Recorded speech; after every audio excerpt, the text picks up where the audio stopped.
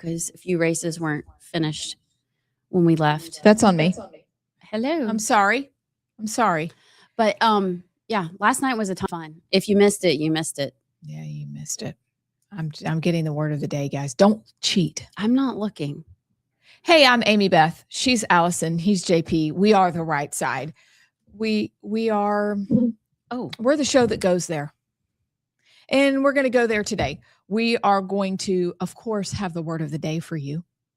We're going to do a right side recap. oh, thank you, JP. That was nice. Yeah. What did you just do? It's called Zoom. Abs. Screen. He zoomed in. Oh, just don't get too close. I mean, no, like I slept like a dead person, but just you look fabulous. you look fabulous. It's but the just lipstick. okay, Lord. I don't even know how to turn my phone off. Anywho, then from there, it's What the Hell County Wednesday, which kind of basically sums up the recap we're about to give, but with a positive twist. It's Hot Flash News Wednesday. You've got to tune in for that. I bet she doesn't have any. I do. It's actually really, really good. Okay. All right. So Hot Flash News in the 11 o'clock hour, recapping in the first hour, word of the day. Yes, we have the montage. And then there's some news that I think JP will have included in the montage. And it may take a couple of days to unpack, but are y'all paying attention to the horrific rape gang inquiry report? Why'd you have to start with that? I'm just asking. I'm putting it out there. What is the rape gang inquiry? You don't even want to know, but it's what's been going on in England basically since the 1950s, but most recently and most horrifically, it's been, for 25 years, about 250,000 white girls have been raped and tortured and used and abused. And the UK government looked the other way. And now they're moving forward to process, prosecute, and hold accountable those people who have done it. And that includes Keir Starmer, who looked away. So that is a huge bit of news that is broken. It is international news, but it also relates exactly to us. And I'll tell you how and why in the second hour. I know how you solve that problem. How? Allison Sinclair? You take away social media from all kids 16 and under in the UK. That's exactly right. How That's did you what know? we should be focusing on. Yeah. And not saying any sort of mean things either. Yes. Put all the mean tweeters in jail. Yeah. Put them in jail, round them up, go to their house. And the Christians. I'm here at Christians away. Sweep them all up. And then let Keir Starmer say other stupid things and remain in power. That's how you solve the problem. Anywho, all right. So, it's a great word. It's a great word. JP, do you have your word? Yeah, I can find one. Okay. You can find one. Yeah, that's not the answer. Yes, I got a word. Okay. The answer is always yes. All right, everybody. It's that time for the word of the day.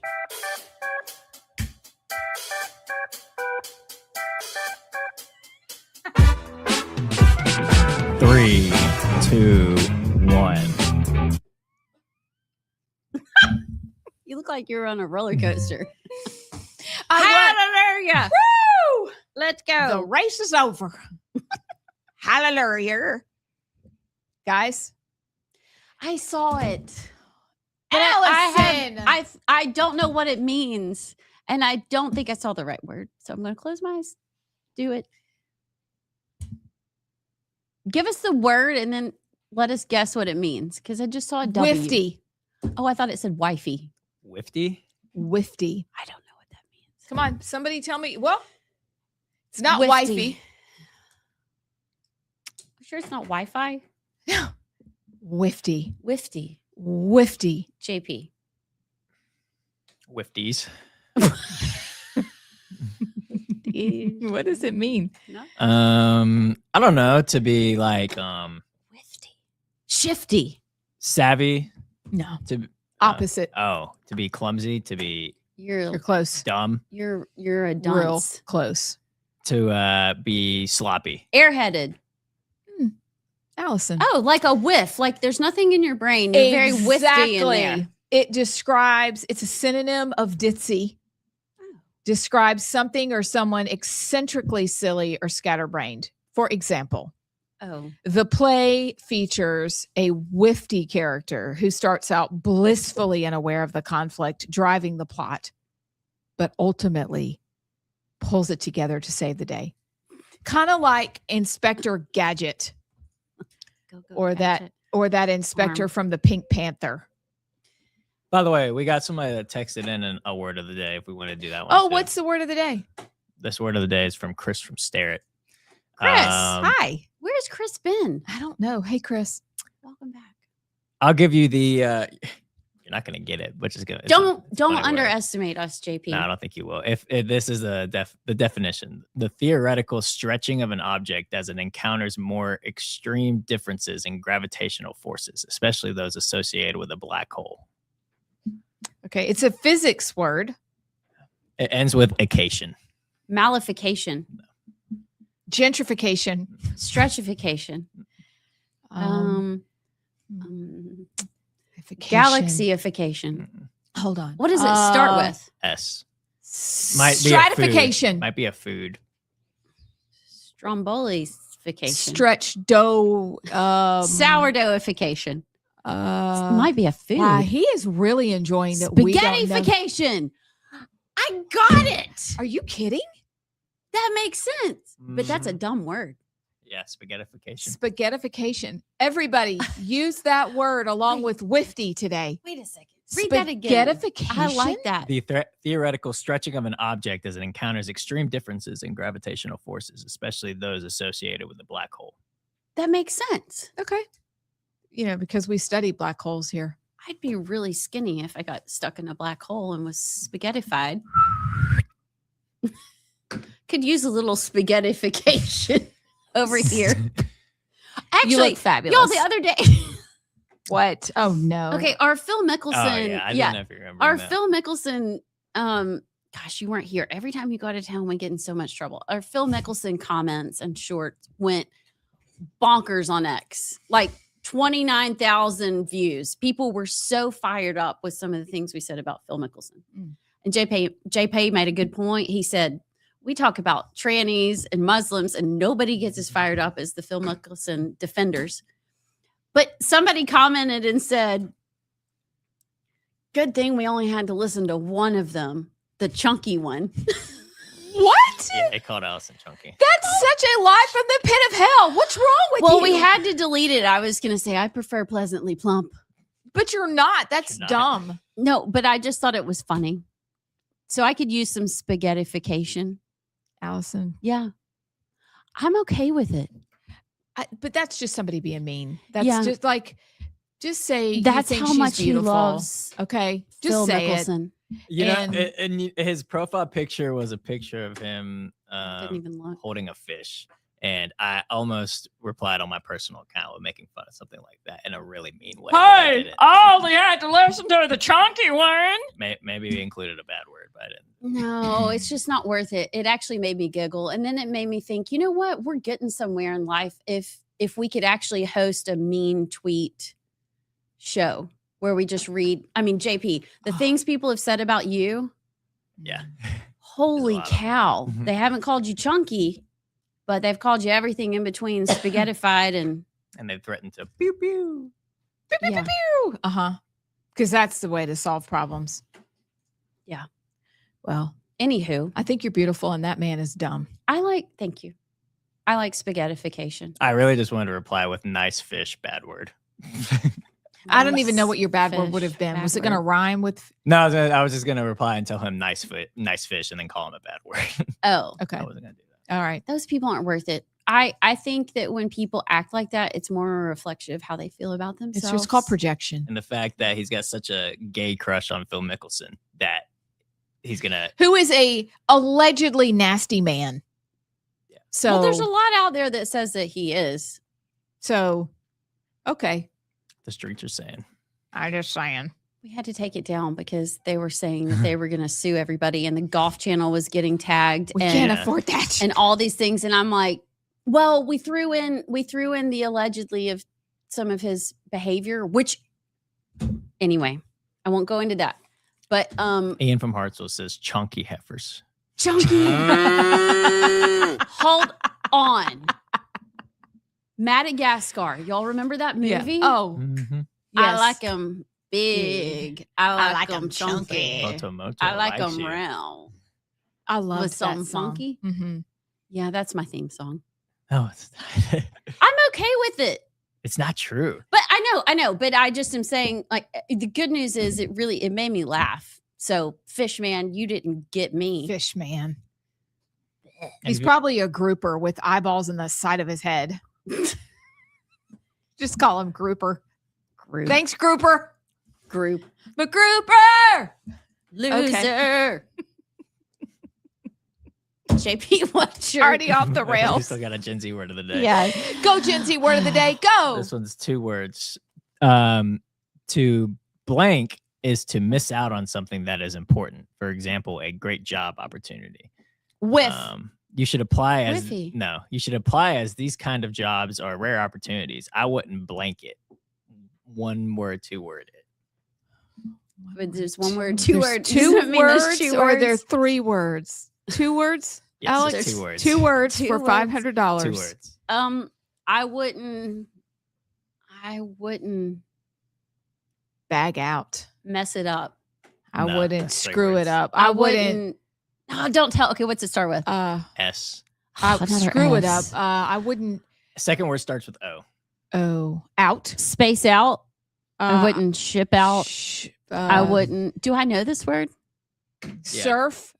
Turf. I wouldn't sleep on it. Don't sleep on it. Y'all's words. It's like there's got the one with like you need to sleep on it to think about it, but then sleep on as if you're overlooking. That's how I would better describe it than the definition. Don't overlook it. I like that Don't sleep Okay. on it. Okay. Sleep on because it Don't might sleep come on back it. to bite you. Stay woke. And actually, woke used to mean Like stay not- awake. Look not- alive. It did not mean what it means now. But like stay woke used to mean like don't sleep on it. Stay woke. Yeah. But now they took staying woke. Wait, woke. Staying woke. Like guys can be girls and like you can kill babies. Like stay woke. Yeah. Don't sleep on abortion. Don't sleep on that. So that's what stay woke used to mean. I'm just going back. I'm sorry. With the- Stay woke. That's how they look. Like raccoon eyes. No, Like Charlie. oh, Charlie. Did you see John Wall had Charlie Yeah, at it did. his election night Allison, speech? JP and I both got home and I basically passed out within like 20 minutes. Y'all, I can't believe when John brought up the AI Charlie the Raccoon pictures, y'all haven't seen them. The AI. Oh, I did see one last night. That was it was John's picture. Thank you. I what? need to go find it and find one because somebody commented one on one of our posts. So I'll go find it. Yeah, that was absolutely hysterical, which is basically the There it perfect is. pivot That to recap last night. Okay, real quick before we recap last night, we're gonna have to get y'all's reaction to Okay. Hold on, it's coming up. Okay. Do, do, do, do, do, do, do. Okay. Oh. That's fabulous. Strong leadership, common sense, real results. It's got a butterfly tattoo on his arm too. I am here for that. I Who's going to go out and just- get a butterfly tattoo now? Also, Not me. But that's funny. that's darling. There's a lot of those going around. So that's what That's- John was referring to yesterday, and I was shocked y'all didn't see it. That was funny. That Did you is- see John with his arm around a tall raccoon? what? Yes, Dale Jackson did that one. Did Dale AI'd do out, that? yes. That was funny. Wait, what was He that? pretty much just AI'd Brittany. Can or, you find that to Oh. show Brittany as John- Allison? as, Okay. It was a hoot. But I thought it was kind of mean. Brittany's not a raccoon. Brittany's not a raccoon, but it was Brittany's raccoon. I do have to ask. Okay, Brittany, and can you find that picture? John and Brittany are wearing these jackets, Sorry. and they look like NASA jackets. I don't know what they are. Does anybody know what they are? I bet John would tell us or Brittany. Y'all let us know. It looks like they're astronauts. Yeah. Oh, they do have. They have Team Trump jackets. Team Trump 47. Okay. Who's laughing now? I'm laughing. That's You know what's funny, Dale? That's not even accurate because John said he only met Charlie once and he really didn't spend that much time with him. So he didn't date Charlie. He didn't sleep in the same bed with Charlie. I just love how like Charlie's got like his hand on his chest, like this is my man. And it worked. So Tail coming out of the dress. yeah, that okay. Aw, I can Charlie see looks that cute. you would think that was mean. However, I guess the part that I love the most is that John just went with it like, haha. It's funny. That race, we don't have a ton of time, and I don't know if y'all want to do it, but I just there's so many things that happened last night that were shockers to me. And that race was one of them because John Wall, some people had done some polling before with his name recognition, even though he was chairman of the Republican Party and involved in the Alabama Public Library Service Board and had kind of been in politics, but he's not your front face. He was never in the legislature. He had really zero name ID without amongst normal Alabamians. And people said there is absolutely no way he can win that race. No way. The politicos were like, there's no chance. You're going up against Wes Allen, who's been in the state legislature, whose dad's in the state legislature, who's been around politics, who's the current Secretary of State. You're fighting an uphill battle.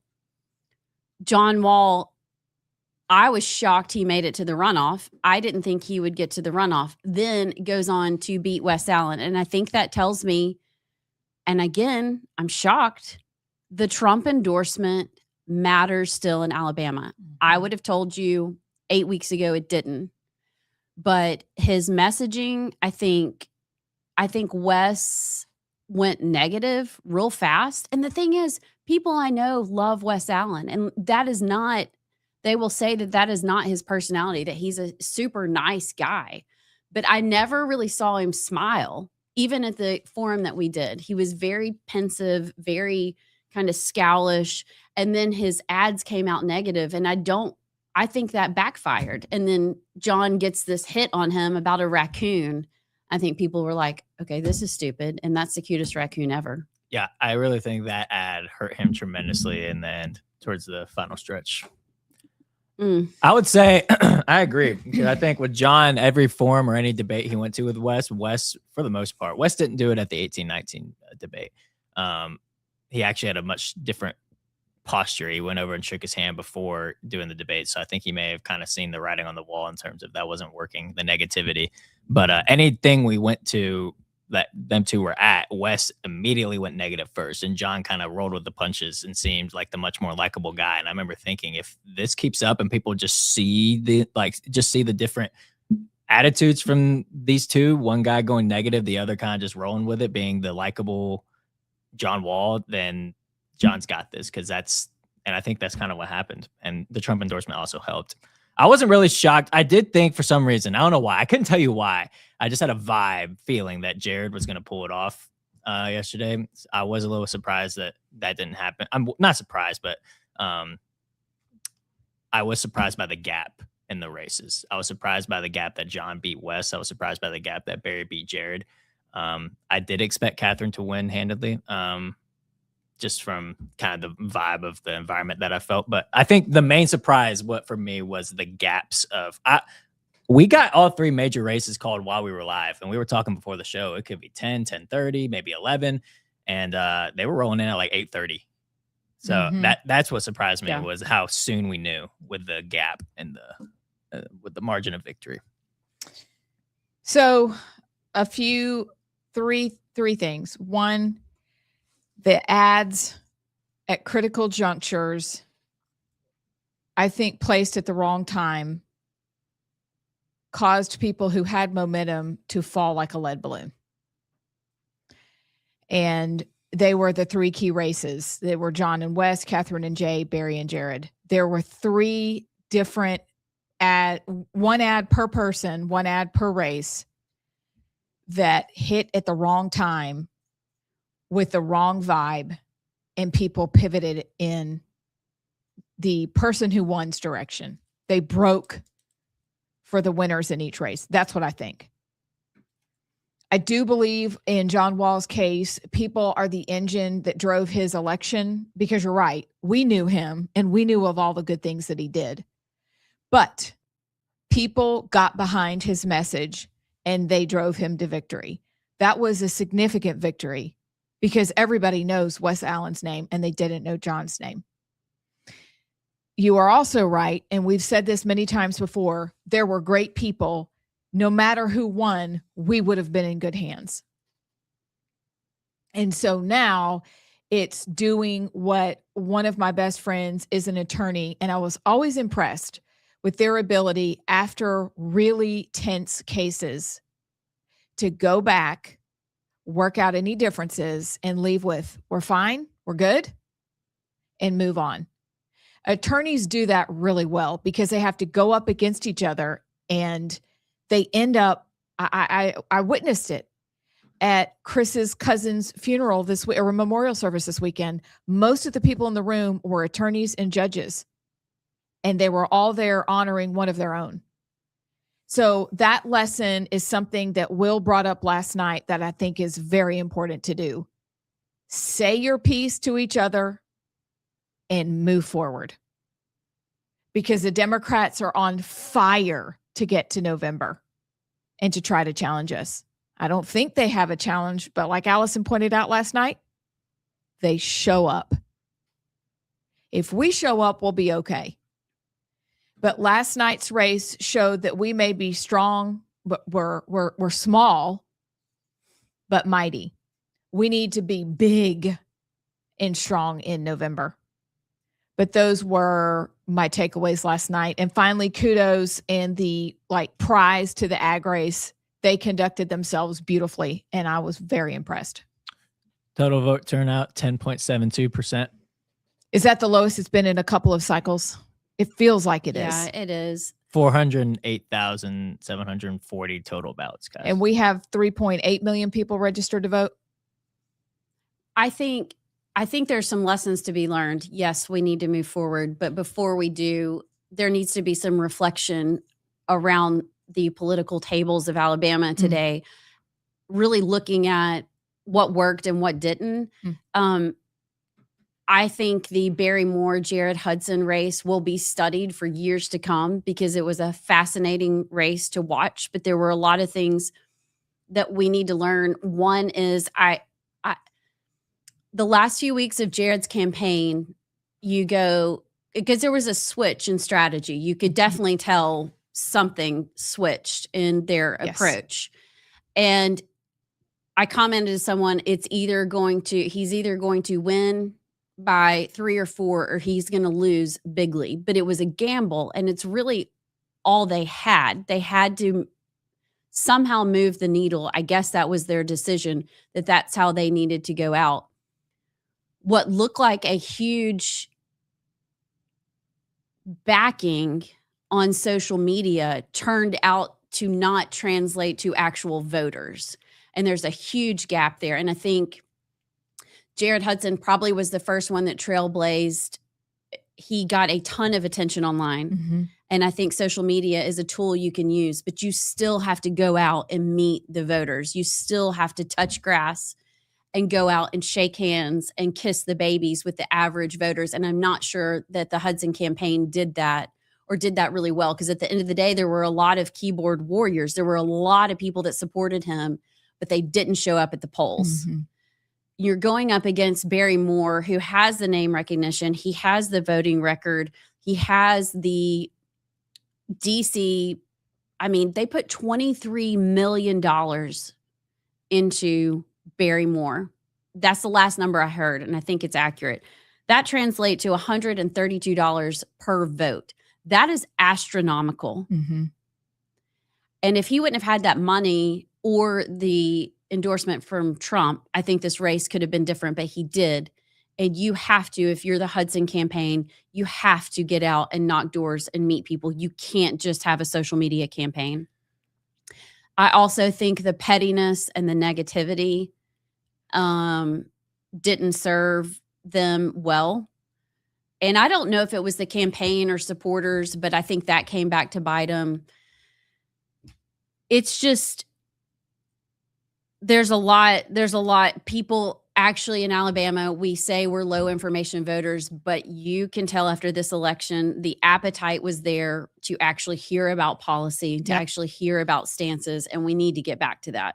I'll say And this. that's a great place to be in, actually. I'll say that one of the politicos in the state I was talking to last night about the Senate race said the main takeaway from the Senate race is the internet's not real life. Yeah, that's what I'm 100%. talking about. I Mhm. mean, you have a lot of people that loved Jared and loved him and his message and what he does, but those were not your voters. Yeah. And ultimately, I'll just say this. The strategy that got Jared to the runoff, they did not stick with that strategy in the to get him to the runoff. They didn't stick with that to win the runoff, and I think it hurt. And I don't know if changes were made, but it feels like there were. And I also know that before, when you head into a runoff, because I've run before and I had to learn this the hard way, Barry Moore probably had every single vote counted and he knew where they were coming from before that even started kicking up part 2. And so I think that's part of the reason why we saw a little bit of, at some of the forums, he was a little more relaxed than I thought. Wow, he's like pretty chill about this. That may not have been true, but in my experience, in my race, I know that my friend, but at the time was my opponent, had all the votes counted and he knew where they were going to come from. And so I wonder if that was the case here. And that's why they never got that. There are people online, they love, I mean, that race got ugly and everybody was coming out for each other. But you're right. The difference is one was keyboard warrior based and one was boots on the ground based. And that's a big deal. But the happy takeaway is that people want to know and they want to be engaged. Yeah. That's the takeaway. And we're going to run with that. I think it's, we're in this, we have to pay attention. If I didn't, I would be looking at all of these campaigns, all of the raccoons and the pettiness and go, please just respect me as a voter to give me more than this. And there was a lack of respect for the voter there. Well, I'll say this, and this is a perfect segue, or a perfect way to wrap it up. I don't know if you all saw Jared's concession speech last night, but I thought it was perfect. And honestly, maybe if he had that posture during the runoff campaign, it would have been different for him. But he said, well, first he thanked God, thanked everyone for being there. Obviously, he said he called to congratulate Barry, and then he said, "Now I'm calling for everybody to unite behind Barry to win in the general, and us as the Republican Party need to unite for the general moving forward to be our real enemy." That's what the message needs to be on our side going into November, because we need to unite more than ever right now. But I thought that was that's what the message needs to be. So I thought he nailed the concession speech. And that's exactly what needed to be said. But like I said, maybe if that was a strategy in the runoff, could have been different, but who knows? And kudos to everybody running. That took a lot of guts to run, period, from start to finish. That takes guts, and we appreciate you. I don't want to do it. It's not fun. Ugh. Maybe if you want to appoint me. Yeah, I'm all for that. That whole campaign. But Allison stuff. with one L will run and win. Yeah, win. she will win. The chunky one will win every time. Y'all, when we come back, we're moving on. We've got montage and news, hot flash news, lots of things. Stick around. We'll be right back. We hope you are as excited as we are for this day to finally get here. In fact, in the 8:30 block, we may be toasting. Right, Sinclair? Yeah. We're going to toast. And we hope you do too. We don't care what you use, but we've made it to the end of a cycle that was anything but boring. We'll have predictions tonight. We will have a lot of guests calling in, starting in a few minutes, running through basically the whole night. But how was it where you guys voted? What did it look like for you? I noticed when Governor Ivey voted, there were 0 people around. Wait, I missed that too. the high What was stepper. just- Can you look it up? Well, Yeah, the let's high see. stepper was, she was wearing her all red and she looked so Did pretty. she have her lipstick on? Oh yeah, she looked beautiful. And I just Hmm. noticed there was nobody behind her. And I thought, wow, that is just kind of exactly what it was like. You better put that on When the I screen, JP. There was no one, Let's see what it looked like down even there. though it's allegedly election day, Governor, which is why we're here. oh, she looks. Gosh, she is daring wearing her white in the rain. Look at her cute little shoes she Oh has. gosh, on. but come on, She's honey. there's She's no out of one school. She needed. Look at that behind window. there. I know. That I window know. looked It's a dilapidated. dark gym. It's a real dark gym. Can you imagine being in the booth voting and then you just hear next to you, excuse me. Excuse me, honey. No, No. she said, "Let me see what's in my purse." You remember that ad she did? Maybe we'll have to pull that one up later, where she had her purse spread out on the table. No. No. Oh, did I make that up? No, I'm sure that was. I feel like she pulled a gun out of her handbag. I wish I would have been there for that. So I just voted it. Usually I vote in the morning. Yep. I voted at 5:00 tonight. Me too. That's Yeah, just weird, kinda but on we're your not way at in. the same place. No, I didn't see you. Did y'all I check what see. number voter you were? Yeah, I did. What number? Okay, and this is what's scary. Last time I voted, let's say it was at 9:00 in the morning. This time 5:00, and the numbers were lower. Wow. It was like one machine was 290 votes, and one machine was 108 or something. That's just. This is North Shelby County. This is What about you, Abs? Did you check? No, I didn't check. Molly and I were too busy talking to our friends who were, the registrars and doing the thing. I don't know. you They're our didn't look at the neighbors. number. No, because we were too busy talking to our friends, and then we sat down to vote. And normally I would have looked today. It's just exciting when you take your college child to vote. That is a big deal.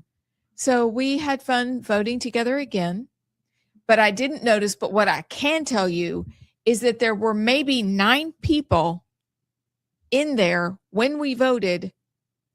Most of them were the workers. That sounds familiar.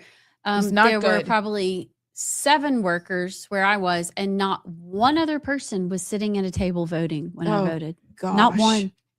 I wish I could. I voted a week ago, absentee, but I was honest. I expected a low turnout, obviously, but it's just disappointing, I guess, because this is so important.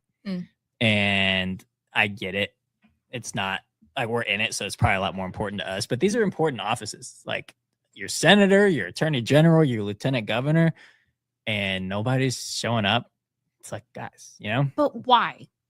I mean, because they're turned off by it with the negativity, the ads, the constant text, everything. They don't want to look at it anymore, which I understand. I mean, that's probably a bigger conversation we can have later on in the show, but that's why. But I wish it wasn't, because it's so important. And it's raining. And it was raining. We're bad weather reverse. So it wasn't raining in North Alabama, from my understanding, but it was raining Birmingham South, which is, it's crazy for statewide races. That stuff makes a difference. And I don't know how it affects things. I'm curious if y'all have heard any updates from the field. By the way, the polls officially closed right as we were starting the show. So we will be watching numbers as they come in. It's harder in a statewide race. They put the workers, they'll put the tape on the window at the door. And so if you have people stationed in your county or around the state, and as soon as the polls close, you can have people show up and say, okay, at Double Oak Church, we had 300 votes for such and such. And you can keep track, and you could probably find out who won quicker than Yeah, you really can. the Secretary of State's office posts them. What? We got numbers coming in already. Ooh. Here, I'll pull Well, it when up. there's only 2 votes, I pretty know. easy. But This is It's great. just kind of funny. They closed 6 minutes ago, and we've already got numbers coming in. We got 14 votes for Wes Allen, 6 for John Wall, 6 minutes in. Okay, where was this? This is all like statewide. I know, but does it say what county this is? What do you mean? JP, are you looking on the Secretary of State website? Yeah, it's all of them. So if you go back, it'll say like the counties that have reported. Anyway, that Oh, counties. One- Oh, because I because see. see. you can start Oh, because okay. see No, I that's don't the know which thing. county I it is. remember in the primary, let's say in the U.S. Senate race, they hadn't counted Jefferson County. Jefferson County is historically one of the, if not the last county. Welcome back to the right side. We're solving all the world's problems in the break. Not really. We hope you're having a great day. I don't know what to do with my microphone. I don't either. I can't. JP, Bless you. that's the first time you've sneezed on the show. I'm always the one that does it. Yeah, Congratulations. You know, I've never sneezed on the show. No, you're so professional. Serious. Not professional, but like I'm kind of missing out. I love sneezing. Sneezing is fun. Feels good.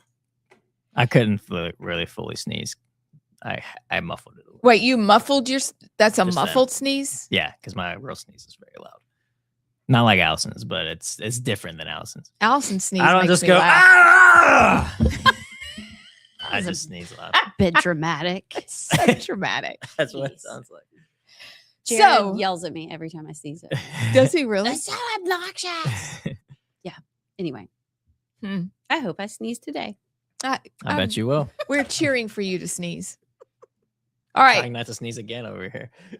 Oh, bless it. If you sneeze Drink your and your coffee. coffee goes everywhere, I'm going to laugh.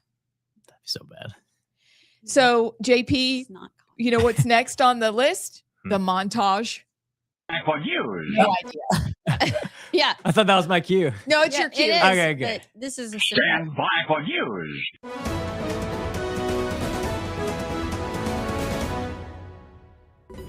It was absolutely, when the president called me, he said, Barry, because he called me, he talks to New York. Barry, I'm going to endorse you. You're going to go up 30 points in the polls. And so, and I'm 204 and 0. I mean, you know, and so he told us, he said, don't mess this up. And so the people of Alabama, they really messed this up. Where do Americans of color fit in this vision? Because it doesn't seem like we fit.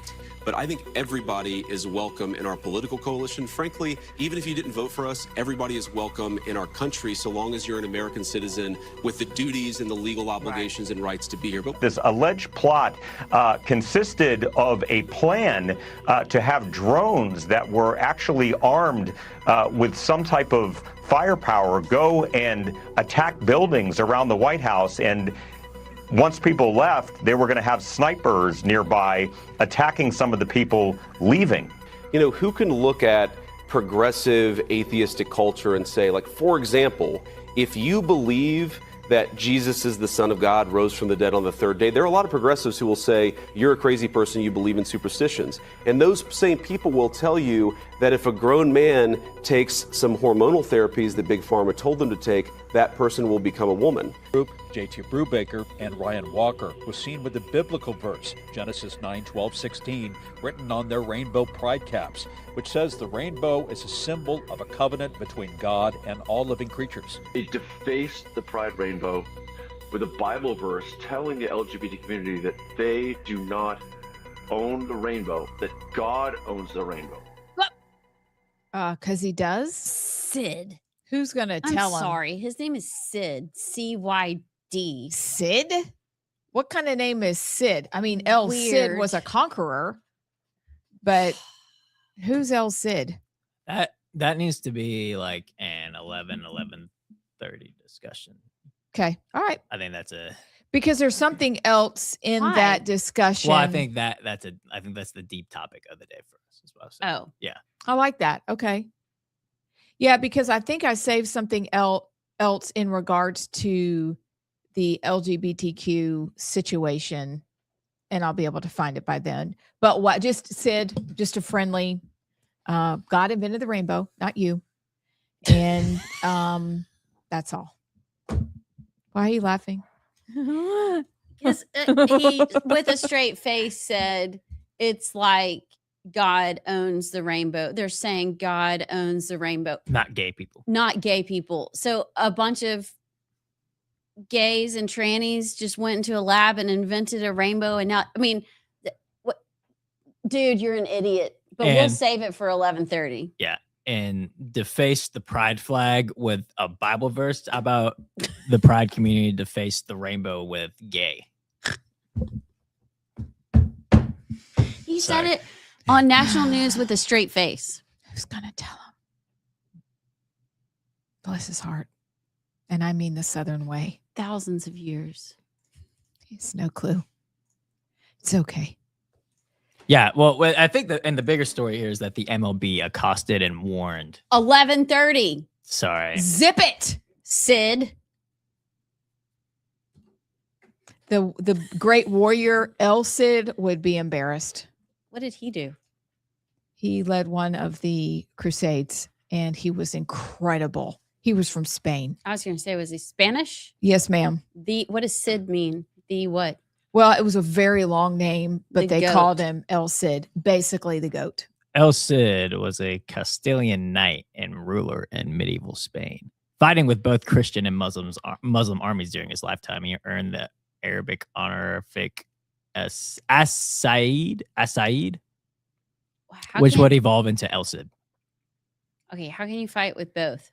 Well, it was during the time, and he ended up being a conquering hero, but they all lived amongst each other, and they mainly fought against the Muslims, and they maintained some separation, which was a big deal in Spain, and then they were overtaken. And so sometimes alliances had to be made, but it was never the Christians who were breaking alliances. That's all I'll say. That's all I'll say. I'm going to leave it there. So he's not a He's a great guy. traitor? No. Okay. I'll have to revisit that. Yeah. Well, I should have brought my book today, Defenders of the West. Go buy it by Raymond Ibrahim. Ooh, I ordered Buy a it. book. What'd you buy? I'm going to read. Okay. Did y'all see that Brian Kilmeade's, whatever you think about Brian Kilmeade, they are turning his book, George Washington's Secret Six, into a movie. Really? And I don't know. I've heard great things about the book. I finally ordered it. Do you want to do a book club on it? Maybe. Has anybody read it if you're listening? It seems pretty cool. I don't even know what It's it's like about. his Secret Six. That's Secret that's Six Chris's what? favorite. Ooh, hey, honey, don't pay attention, but I'm going to get you that for Father's Day. Oh, that's a great idea. It's his George hero. Washington's Secret Six. Ooh, the spy ring. JP, get us connected with Amazon, could you? The term. Okay, that's not it. I don't think. We could connect it through. Maybe we should all read Rightside. it. George Washington's use No, of intelligence seriously. and counterintelligence. Oh my word! Yeah, it yes. was the spy ring that saved America. Excuse Or- me, I'm buying it right was now. this the spy ring that they used like in the Revolutionary War? Yeah. I don't know. I mean, when else was George Washington alive? I mean, yeah, but he served as president afterwards. I didn't know. Yeah, I don't know. Sometime around that time. I don't know what they're spying on. It just sounded really interesting. And if they're making into a movie, I bet it'll be really good. Well, I know that the spying is what allowed this to happen.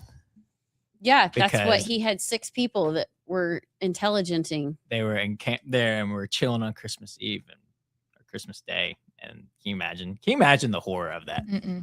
No. You're on Christmas Day, and then a 6'4" redheaded British guy is charging with over a frozen river. Got. Anyway, Defenders of the West. I will get that too.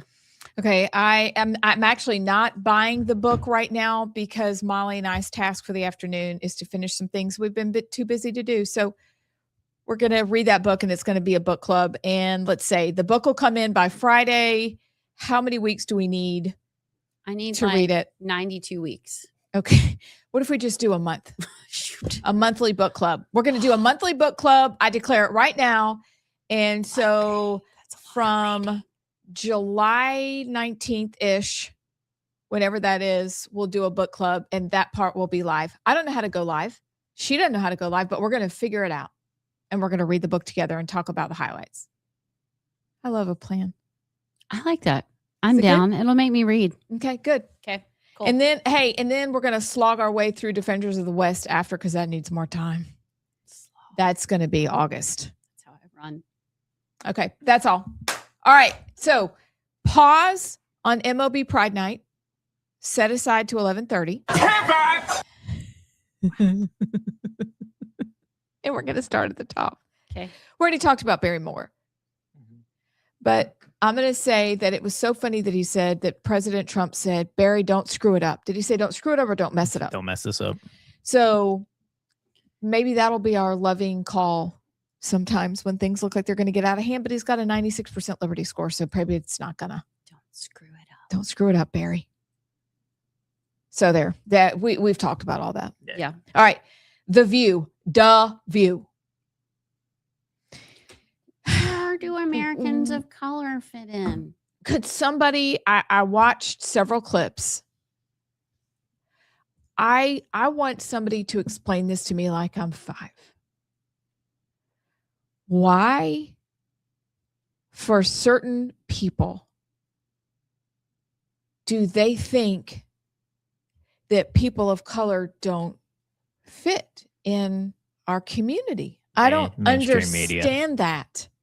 Did it make you feel outraged when you watched it?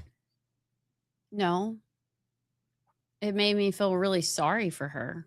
And That's a everybody much that better response. thinks that way. Like, it's kind of like watching. I have one child that's kind of a self-sabotager. They don't think they deserve good things, so they kind of ruin it all before somebody else can ruin it for them. And that's what I look at. I'm like, there's so much out there. There's so much freedom. There's so much fun. We can all party, but you won't let us because you just think it's all terrible and you're never going to make it. And you got to be the victim all the time. Come to the light side. I promise. It's The good. light side. The right side. That's such a good point. That's good. There's something there. That was good. The light side. That was good. That was good. And we mean the light. Look toward the light. But you look at these women that are gajillionaires. They're beautiful. They're accomplished in their field. And when Whoopi was pushed by a question that she asked J.D. Vance that Black monuments are being taken down and whatever. I couldn't even fully understand the question. And when he said, well, what evidence, essentially, what evidence do you have? And she couldn't, well, because they can't tell you, but they're stuck on skin color as the decider and the divider rather than character and accomplishment. And they're not free. And you're right. They're self-sabotagers at every single turn. And so at some point you have to say, I can't help you. Yeah. Because you won't help yourself. You are so determined to believe the way that you believe that you just go, all right, you're on your own. I thought he did a beautiful job on the show. You're right. It's pity, feel bad. But the race baiting and the race hustling and the we're all victims isn't working anymore because we all have the same school system, no matter where you came from. So at least you have that. And the school system is questionable at best in certain areas.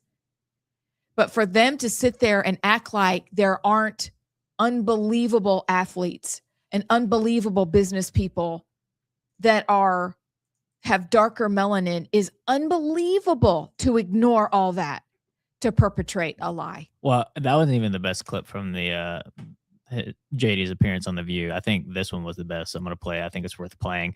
It's him talking about him being a critic of Trump before he became vice president, obviously in 2015, 2016, and talking about humility. I think that's their response to it is telling, I'll say. Oh, it's been well covered that I was a critic of Donald Trump back in 2015 and 2016. Now, obviously, I'm sitting here as the Vice President of the United States in the Trump administration. Well, Joy, a little humility, actually. I think that when you make predictions and those predictions turn out to be false, you got to ask yourself, well, what made me wrong about that? What did I not understand or not appreciate? For example, I said that Donald Trump's economic policies would not lead to wage growth. They did in the first term. That was actually a major, major thing. I said that we couldn't bring back any of those factory jobs because I kind of had given into this idea that those jobs were disappearing. But actually, Donald Trump, you saw a manufacturing boom during that administration. So there's a certain point. Let me just. So there's a certain point where you say, you know, I made predictions about this. I ended up being wrong. Yeah. And in politics and anything, I think it's important to just say, you know what? I got some things wrong, and I was wrong about him. He was. I think, first of all, when he said, I was a critic of Trump in 2015, 2016, and Joy immediately goes, yeah, what happened? It's like they can't even picture in their head somebody having any sort of nuanced anything other than just being constantly entrenched in your own views, and you refuse to look outside of your own views. That just that reaction of like, what happened? You changed your mind. It's like she can't even fathom anybody having any sort of change of thought, change of perspective, because she's so entrenched on her way being right and the narcissistic, whatever I think is right all the time, that she can't even fathom anybody having, a change of view, especially over 10 years. Was there a response after he finished that? Like, you said is that what you're talking about? Well, their response, and then like wait, whoa, like they can't grasp the humility aspect of it. They couldn't, and then when he would answer, they would pivot to something completely different, and so they couldn't even stay. They used, would you say it's fair, JP, strawmans? Yeah. And then pivot, and then another something, and then he would start to answer, and they would pivot. And it proved to me that they were not interested at all at what he had to say. So they really didn't like his answer. They didn't want his answer. Exactly. Okay. That sounds about right. And then he goes on the 5, and then he was on Gutfeld. And on Gutfeld, the clip that I saw, I didn't watch it because I was very tired. Gutfeld and his relationship with Christ and that change in his life was powerful. And I hope people get to go back and see that. That was amazing, because he talks about what he thought about Christians. It was, again, that same theme of, I thought this way, I examined the evidence, and I changed my mind. It's been Imagine that. Really good conversations in the media because of J.D. Vance's book. And I'm guessing that's why he was on, I guess he's been on a circuit, but called Communion. And he talks about how he was an atheist and really rejected Christianity, but then he looked at the atheists and all their striving for money and power and fame, and they were miserable people. He said, and then I looked at Christians who may or may not have had money, but even the ones that didn't, there was a peace, there was a joy, there was something there that the other group didn't have, and it really brought him back. And I think that takes humility to go, wait a second, especially if you've been outspoken like the left. You've been outspoken, you've made a career out of these things, but do you really want to double down and make a career out of falsehoods and not the truth? I guess some of them do. I think they do. I think they benefit from it. Remember Dr. Phil, when my kids were little and I would feed them, I would watch Dr. Phil. This is a very long time ago. But he used to. Came on right after Oprah? Yeah, it really did. And so I was alone because for 7 years I was basically by myself. And I would watch, and the one thing he said that always convicted me was when he'd have two people and they were in an argument, he would ask the person who thought, well, they're all wrong and they're just all wrong and it's not me. He would say, yes, but you're getting a benefit from this. What benefit? What's your payoff? Why are you doing this? And I think in that situation with the left specifically, we see that over and over again. They wouldn't do it if they didn't get a benefit. And if we pull that benefit away from them, maybe we'll see less of what they're doing because they love it. It works. And J.D. Vance was proof that you don't have to love it and you don't have to go with it. Also, I can't wait to read his book. So that's the third on our list for our book club. Okay. All right. July, August, September. Bet. When we come back, JP, what are we doing? We got some comments and texts we can read. Okay. And maybe we get to actually the MLB Pride discussion next in Hot Flash News at 11:30. We're flexible. You're in charge. We're going to go with it. We'll be back. And be reported. So for the longest time, Steve Marshall was ahead of Jared Hudson. Well, once Jefferson County dropped, which was late, that's when Jared Hudson went ahead. So it matters kind of where you're getting the numbers from. That's true. I didn't think about like the counties going one by one. I thought they all reported like. Oh, It's sporadic. It takes a while. You have your people run around and look at the numbers and look at the tape, like Allison said, and then you try to figure it out. And usually the campaign knows before anybody else does. But it's, boy, that'll make your heart just thunder if you're the candidate and you're waiting for it to come in, because it's a hard fought runoff cycle. And this one got nasty. So we can't wait for these numbers to come in. But I'm sure the candidates really can't wait for the numbers to come in. Do you want to kind of set it up? We have Will Ainsworth coming on at 7:30. His predictions, he's going to make predictions again for the primary. First round were almost spot on. Will's a smart guy, but I was still shocked. He was very close. He beat us. We didn't stink it up, but he still beat us. So we'll go through his predictions. We'll come out, tell you our predictions and percentages. But I'm curious, Abs, you've been in a war room. Wait, real quick. We got comments coming in already. Sweet. Oh, yeah. Julie on Rumble, she says, at her poll in Marshall County at 5 o'clock, she was in the low 200s. Oh, it's no good. But I'm glad. But boy, I'm so glad y'all pay attention. Unlike Abs. Big time. Yeah, I just didn't even. We were talking.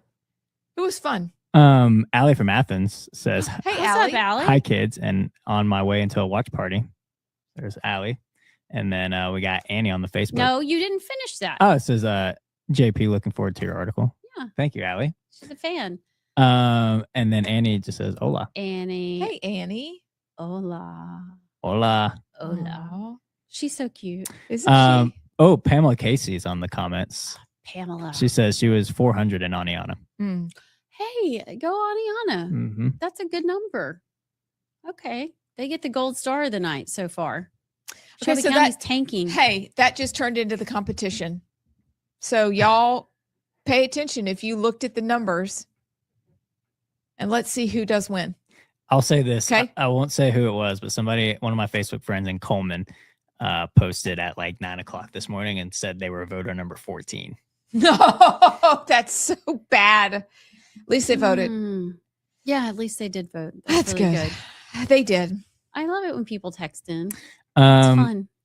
Annie says, y'all are sweet and a hoot. Is Charlie with us? Oh, y'all. What? I really, somebody suggested that we make Charlie our mascot. And actually we talked about that. Yeah. And I kind of think, do you think John, I don't think he would. What, give us Charlie? Yes. I think he'd give us Charlie. Yeah. I don't know. Watch it be like one of his nieces. and we're Yeah, asking he to like take had to Oh, take yeah. it from a niece. Mhm. Anyway, how awesome would that be? It'd be so fun. Because it's like an inside joke. It's like a club. If you know, you know, and you're one of us. Well, and listen, I mean, we can't sleep on the heifer. So we also need, because that kicked off the Heifers. whole You're right. cycle. You're right. And heifers are young and fresh, but we were called heifers, and that was the beginning. And now, you know, with the raccoon, they'd just be so adorable. We're back there. basically going to be a petting zoo.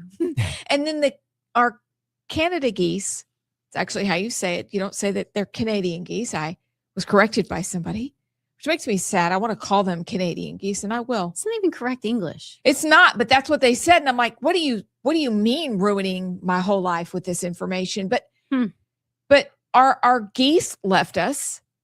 So we only have Charlie really left to make us happy. And you should go right there. I think we need to.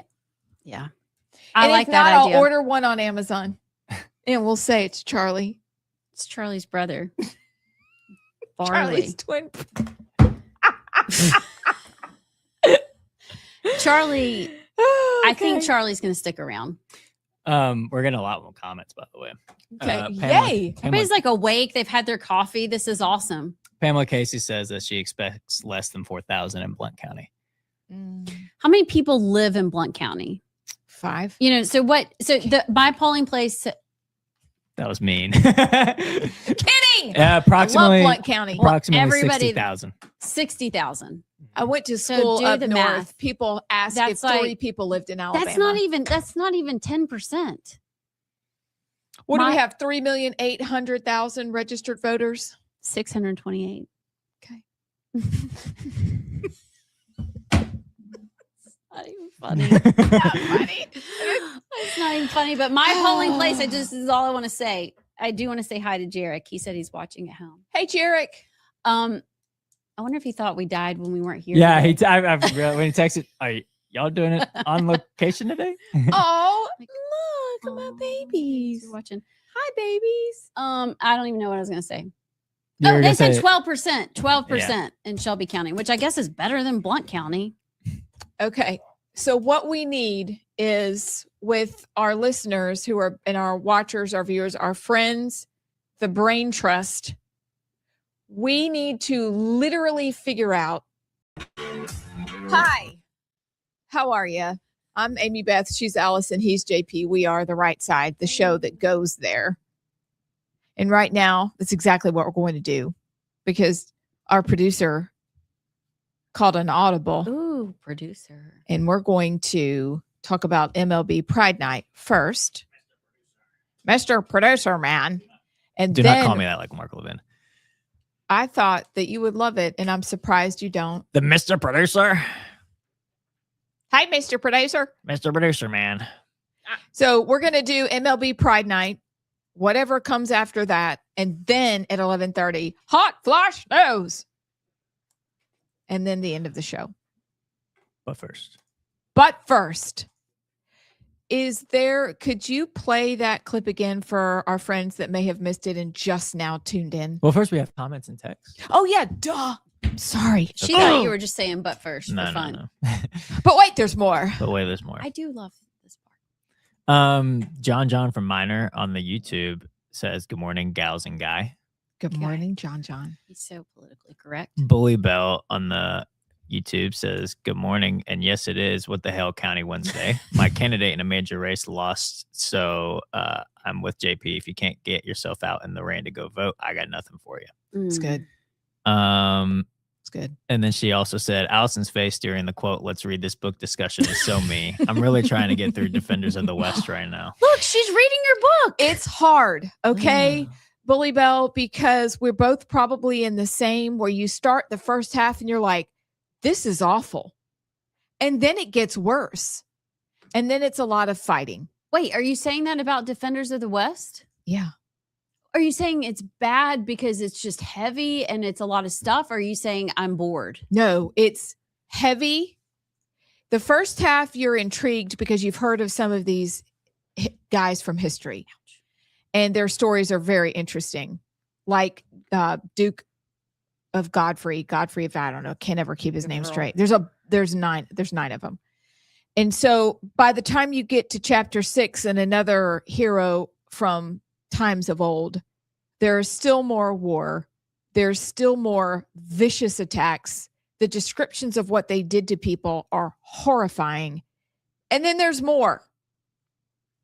And so it's very heavy. Where's the light at the end of the tunnel? Are you there yet? The light at the end There's of the tunnel. no happy ever after. And then they went and sang Kumbaya on There the, isn't. cliff There and, is. This is what we used to be like. This is what could be coming our way. Have we learned our lesson yet? The Muslims and Christians weren't like, you know what? We actually love each other. Let's go. Yeah. Let us go hold hands and sit around a campfire. Today's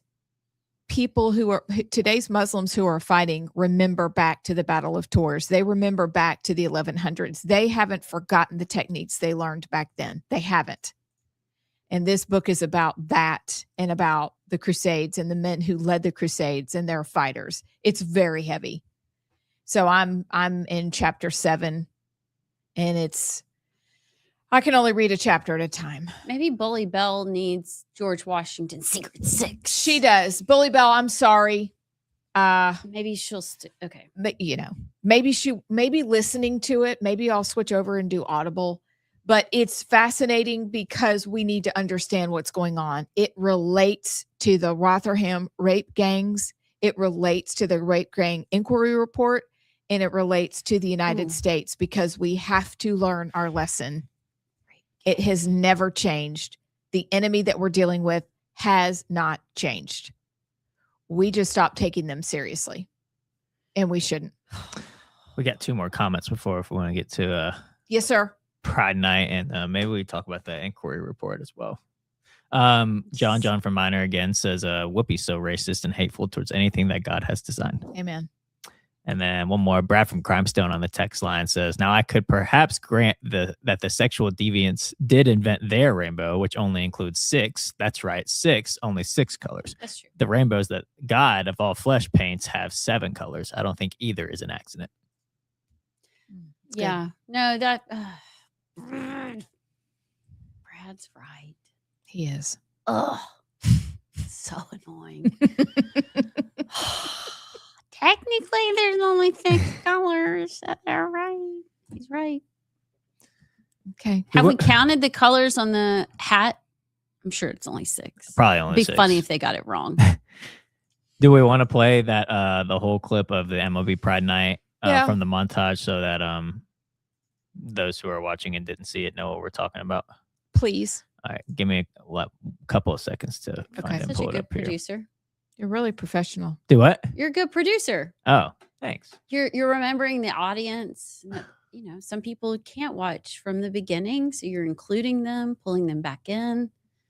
Radio theater. Okay, we got the clip here. Okay, Here's what we're talking finally. about. Brubaker and Ryan Walker was seen with the biblical verse, Genesis 9:12-16, written on their rainbow pride caps, which says the rainbow is a symbol of a covenant between God and all living creatures. They defaced the pride rainbow with a Bible verse telling the LGBT community that they do not own the rainbow, that God owns the rainbow. Sid Ziegler, co-founder of Outsports, calls the Pride Night display disgraceful. If I were a Giants fan, I would never attend a game again. In a statement, the Giants organization telling ABC7 Eyewitness News, the San Francisco Giants are proud to support Pride Night and the LGBTQ plus community. We also respect that individuals may make personal choices about participating in team activations. We understand that the choices by individual players has caused pain and anger to many in the LGBTQ plus community, and we're sorry for that. Those choices do not change our organization's commitment to inclusion, belonging, and creating a welcoming environment for all.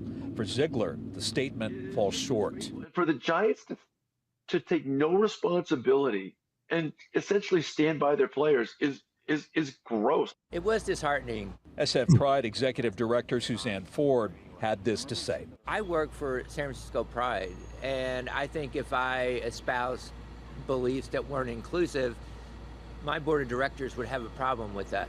And I think the same thing goes with these Giants players. They work for the San Francisco Giants. Landon Roop told the Mercury News he meant no hate at all. It's what he stands for as a believer in God.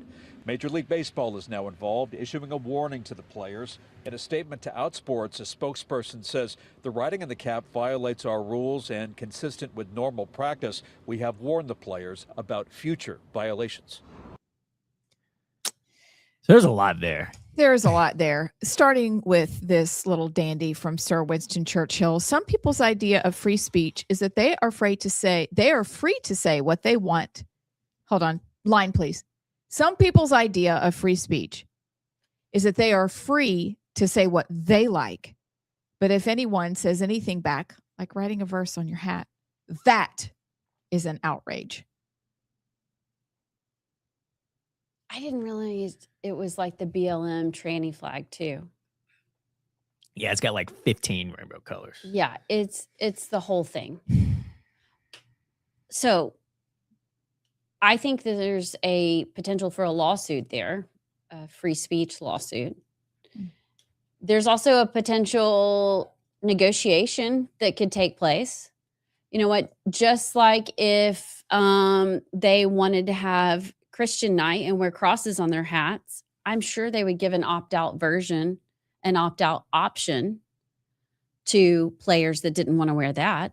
So can we, first of all, let me stop. What am I even saying? Do away with the whole thing and just go play baseball. I don't care who you sleep with. I don't care if you're an atheist. Just go play baseball. We'll handle you outside of the mound and the diamond and the stadium and your organization, because why do we have to put our sexuality on our hats when we're playing a game?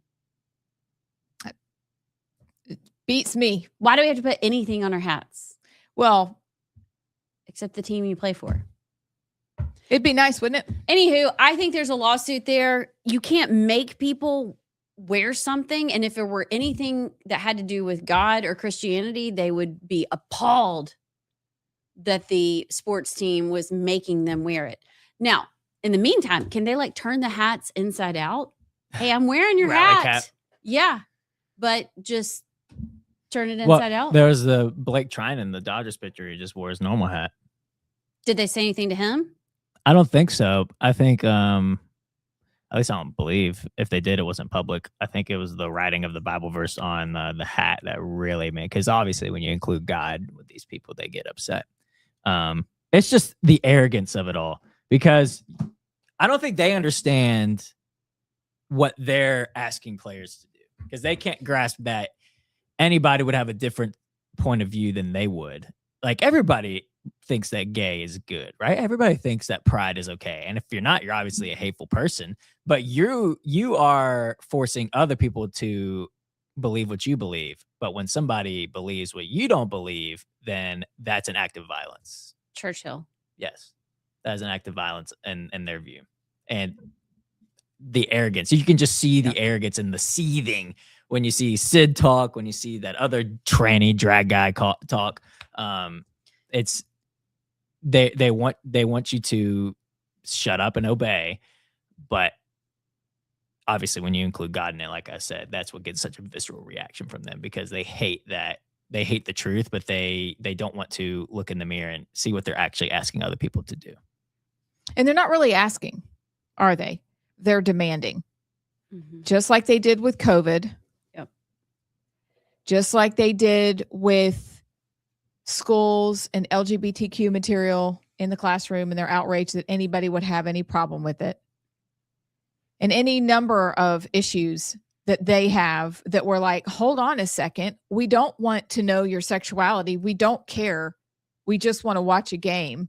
Meanwhile, these teams, the MLB, are demanding compliance, demanding.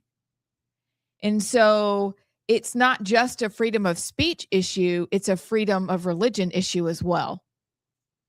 Because if you don't have those two constitutional rights, what do you have? Which, as Allison said, would lead to a lawsuit. Because either we're free or we're not. You can ask, but you cannot demand. They don't have a right to demand. And I'm very interested in how the fans will respond. I get San Francisco is the land of fruit and nuts, as Rush Limbaugh used to say. But I've also noticed that there has been a backlash and people are not taking it like they have in the past. So where do you think this goes from here?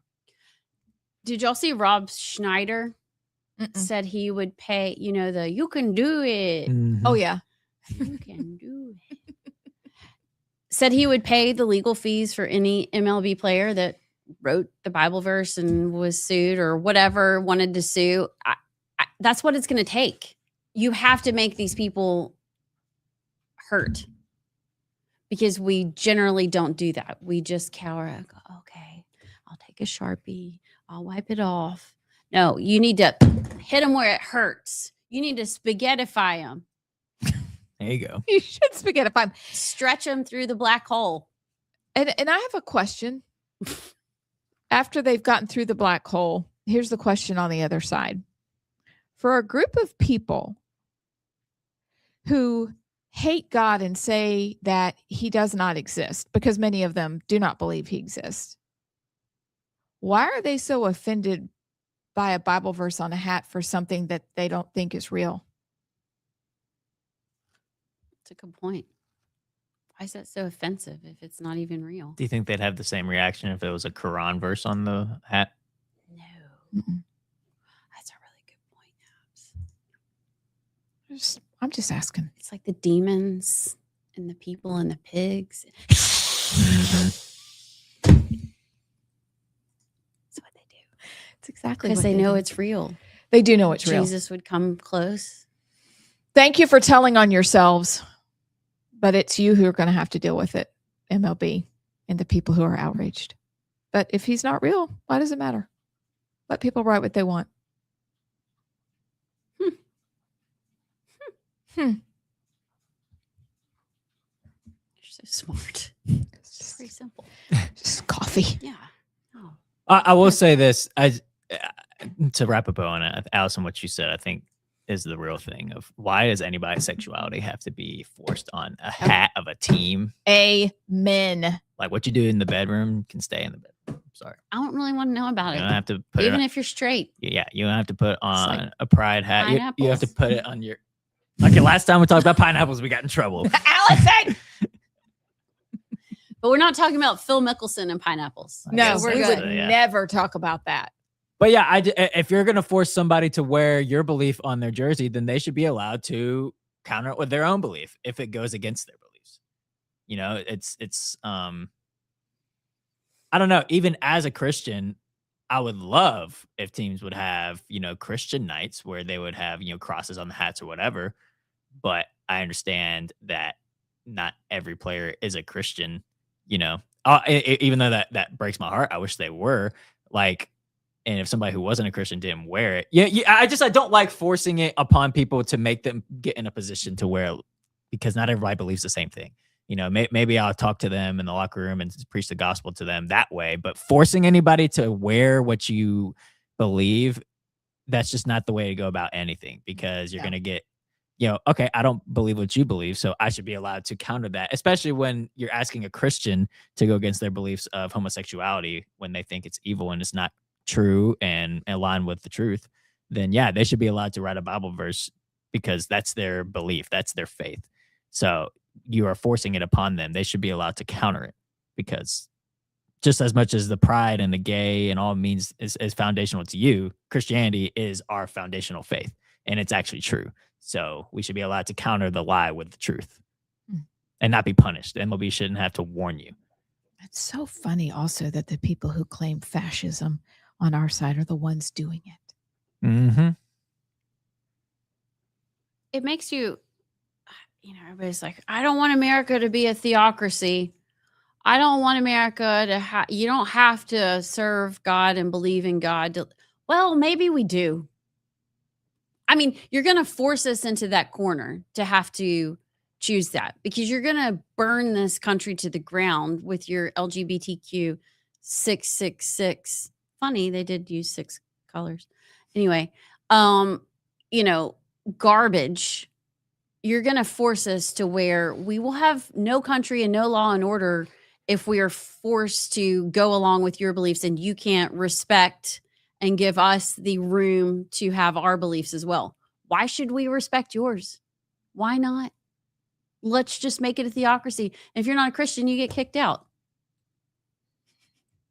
Is that so wrong? If somebody is going to enforce their will, it might as well be ours. I mean, that's kind of where I am. I don't really mean what I just said, Right. but do you see where this logically ends?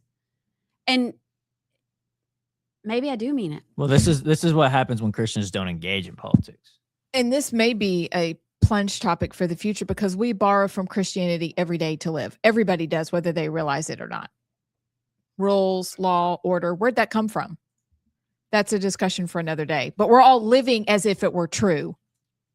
And then we're shocked when these things happen and these people are like, yeah, I'm going to wear my own hat. No, I'm going to write a Bible verse. Why? I mean, like it's a very good discussion. That's another day discussion. But we're living and borrowing from the foundational truth from Christianity every single day. Yeah. Well, I'll say this too to your thought, Allison, of this quote from John Adams. Our Constitution was made only for a moral and religious people. It is wholly inadequate to the government of any other. That's good. Yep. So we're That's good. democracy and free will and free, you know, just democracy as a whole. And what made America so great with democracy was because it was a moral and religious people that participated in the democracy. When the moral and religious people don't participate in the democracy and whatever happens, then the evildoers and the grossness, they will participate in the democracy and then you will get conquered. And that's, I think, what that is. So there's a way out. It doesn't have to be, you know, a theocracy full-fledged. It just requires Christians to get out in the rain and vote. You know, go and do the hard. I know you'll get a little wet, but you can go vote. It matters. You know, like we get up from the 130 something in the rankings globally, and voter participation. Like that's how we get out of it. We participate more. But now that we've kind of let it get to this point, it's a bit more of a fight, but it's not impossible, but it just requires Christians to participate. Yes, sir. Spot on. Okay, then. It's good. Okay. Check. We got check, a couple of minutes. Check. Do we want to get into the rape gang inquiry to start next segment before Hot Flash News? Well, now you have to tell us what it is. All right, I got to go click over here. Or maybe we go ahead and take a break now. Let's take a break. This is such a gross topic. Let's take a break and then Hot Flash. You want to end the show on rape gangs? Well, no, we're going to end the show on Hot Flash. Okay. All right. Yeah. So listen to him. We'll rape after the break. You know what I mean. We're going to bust a fill real quick and then come back and then. What he said. All right. The fill is busted. Let's just go to break. We'll be back. How to connect the dots for people and make these things matter so people actually turn out. The dots are not connected in everyday life. And so people outside of the brain trust, that's y'all, don't really care. How do we get people to care? That's going to be one of the questions I want to ask everybody who calls in. How? I say we take their phones away until they vote. Okay. Yep. Or we take off the College World Series playing. We can't do that. What else? I mean, no dessert until you vote. Yeah, it's got to be consequences because, hey, saving America and the state and getting kiddie porn out of the libraries doesn't seem to be enough. Because for the people who are on the socials and they say they wish life was different, now the question is, but did you vote? Mm. Like instead of the t-shirt, but did you die? The t-shirt should be, but did you vote? By the way, the one county that's reporting is Escambia. Oh, that's not great. Where's that? Down That's south? down south. Is that the beach? Yeah. I guess so. That's the beach. It's down there. They get tornadoes and stuff. Hurricanes. Pamela Casey says we need to make Election Day a state holiday to fix that. I like that. Okay.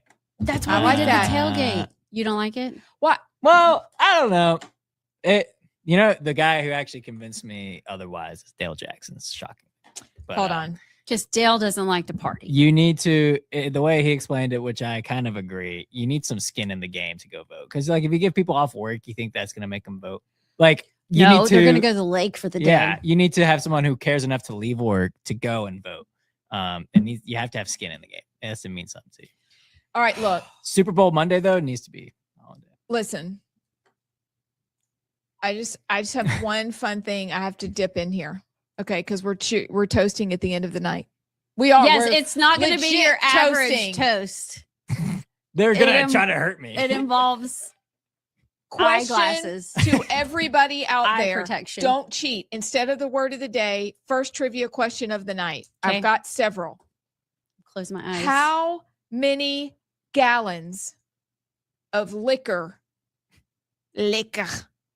did George Washington serve to potential voters? It was enough that he blew his entire campaign budget on the liquor. Is this on election day? I don't know. This is from Wood County, Texas election night fun fact. I've heard this before. I How can't many remember. gallons? How many gallons of liquor did he serve to potential voters? Enough that he blew his entire campaign budget on it. I have a question. Yes, ma'am. Did George Washington still have a British accent? Okay. I'm sure. Don't you think? Yeah. Okay, how many? Were his teeth real? No, teeth were not real, and he wore spectacles. You know how they talk about, I've got to do some math. But, they say, I got a handle, I got a fifth. Yeah. What is that a fifth of? Drinks. No, but I mean, is that I a don't gallon? know. Honey, You know what? Chris Shaver, can you text me? Isn't a handle a What is fifth? that? Is Is that a fifth of a what gallon? is it? Does it mean it's like 5 fingers? Like, I don't know. No, because that's Allison? going to tell me. No. We talk about we don't know most of this stuff that we talk about. It's Like when it comes to I was alcohol. going to tell me how many gallons to guess. Hold on, I'm All gonna right. look it up. I'm looking Excuse me. How many gallons? I'm trying to Everybody guess. vote. Okay, it's a handle. Does it mean you're handling it? Yeah, it has a handle. It's 2.3 Down the fifths. So how much is hatch. a fifth? Is 25 ounces. So what is Woo! that? Is that a fifth A of a gallon? fifth is 25 ounces 8 ounces in a cup. in a 4 cup. cups in a So, gallon. so 5, So 1 gallon. basically. It's like a milk jug. A fifth is? No, it's not. I was Actually. saying- Wait, you said how No, many? it's not. Let's just Anyway, focus on How many how gallons? many gallons did George, my husband's hero, how many gallons? 200,000. It's way too much. There were like 5 people in America at that time. I'm gonna say like No, but they drank a lot because they were cold. They drank like fish. 400. Wouldn't you drink like that if you came to a new world I and had a mean- lot of work to do? Your teeth weren't real. I'm gonna say 400. This is liquor. And remember, liquor is far more potent. Yeah, but 160 gallons. oh, That's a lot. He blew his entire campaign budget on 160 gallons of liquor well, to serve to that's not potential a very voters. big budget. Well, it's just math Did he win? backwards. Yeah, he did. Yeah, he won. Twice. He won. I didn't He- know if maybe he lost. He got He didn't never lose. he got the voters so drunk. They were like, make this guy king so we can drink every year. And they were like, guys, no. I mean, Is that it's what not we have different to than do? Rome. Is that what we have to do to get people to vote in Alabama? Well, I tell you what else we have to do to vote. Yes, is we need buses to go around to pick up people and take them to the polling places. Who's going to drive? Chris Shaver. He's always wanted to drive a Oh, bus. wait. Okay, we still just have 14 votes, West Allen. Yeah. So Escambia County is still the only county I think that's reported. Very Welcome back. I'm Amy Beth. She's Allison. He's JP. So we're going to spend a minute talking about something that's been around for quite some time. Larry Taunton has covered this. Probably the first time I heard about it was many years ago. He started talking about the Rotherham rape gangs in 2015. The original report of something happening was in 2012. But it appears that the initial incident was back in the 1950s, and then it grew from there. I'm only going to share a few things that happened out of these reports with you. It's all over Twitter, and it's makes you want to vomit. But this is real survivors, and their testimony is in the report. Rupert Lowe is the one. He is an MP. He's the one that put this together, spearheaded it. There's a lot of people along the way. You can read the report. I think it's 219 pages. I probably only got to about page 30. So girls were I can't. it's I'm just gonna have to click on it because what was listed there is so terrible. It's hard to read it. But let me get to some of the pages. So the acknowledgement is that Rupert Lowe says in the report, Britain doesn't have a racism problem, it has an immigration problem. And these rape gangs are perpetrated, as Rupert Lowe says, chiefly by Pakistani Muslim men against vulnerable young white women and girls in community up and down their country. But a single court transcript from one such horrific case, amplified by Elon Musk, early last year set into motion a long overdue national reckoning on the matter that inspired over 20,000 British patriots to help fund the rape gang inquiry. So he goes through the history of it and of what's going on. But this statement by Albert Einstein stopped me in my tracks. I'd never heard it before, but he said, the world is a dangerous place to live, not because of the people who are evil, but because of the people who don't do anything about it.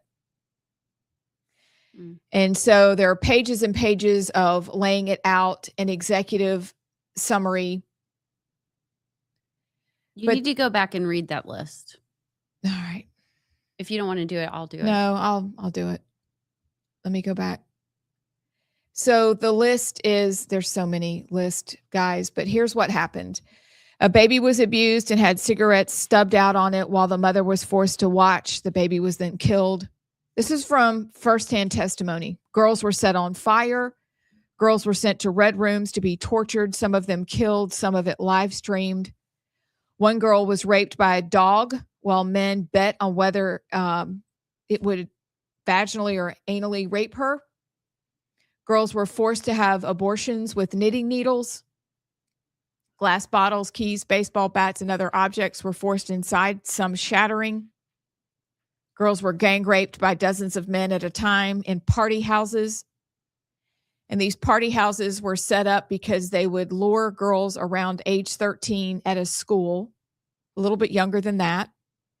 Then they would groom them with alcohol and cigarettes. And then they would take them to these homes. Girls talked about what happened to them on school campuses, but schools didn't do anything about it. And some of them report being taken to these red rooms where they were raped. Some of these girls ended up being transported to Pakistan for Muslim marriage.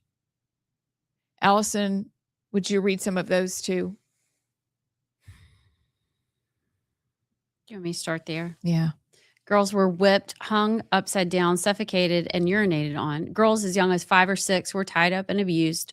Girls were locked in dog cages. Girls were branded with M for Muhammad. Girls were threatened with being killed and fed to pigs. Girls were mocked for wearing a crucifix during the rapes. And it goes on to say all this was carried out predominantly by South Asian Pakistani men, with smaller numbers from Somalia, Iran, Syria, Turkey, Bangladesh, and Iraq. And yet perpetrators were let off. Authorities turned a blind eye, and it continues to this day because people are scared of being called racist. And it's hard to read, and I guess we probably should have given a warning if there are kids around before we read that. But that's the reality, and that is what we are actively allowing to stay in our country. That is what many Christians and conservatives and true Americans are saying, but we need to be nice. We don't want to be called racist. But the church says love everybody. No, that is not loving to allow your girls, your citizens, your people that you are called to protect to be treated like that. It's exactly why the Crusades happened, because at some point they were like, okay, yeah, you're coming in. What, we're just supposed to sit here? People, the Crusades get such a bad rap, but you're watching your wives and your daughters and your sisters be raped and killed and tortured. It's exactly what's happening in Britain right now. How will they respond? Apparently, they are turning a blind eye. And then you go to, this is kind of really good timing for them to take the internet away from all these young kids, so they can't see, hey, this is wrong. Hey, we have a way out. Hey, the rest of the world isn't allowing this. They are trying to normalize what is happening, and it is disgusting. They are going to attempt to bring to justice those involved, but it's going to have to start at the top. It was mainly Keir Starmer and his party, but there are very many conservatives, they say, that also turned a blind eye.